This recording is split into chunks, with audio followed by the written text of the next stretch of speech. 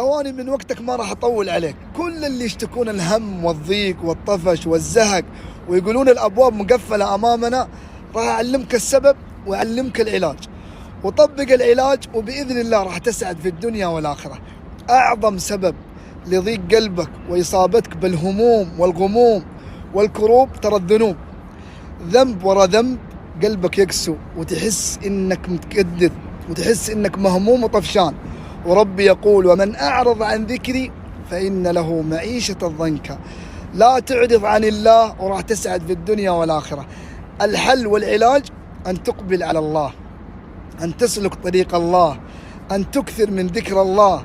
فربي قال: ألا بذكر الله تطمئن القلوب. وأعظم سبب يريح قلبك من الأذكار الاستغفار. ربي قال: ومن يعمل سوءا أو يظلم نفسه ثم يستغفر الله يجد الله غفورا رحيما. قولوا استغفر الله وابشروا بالخير.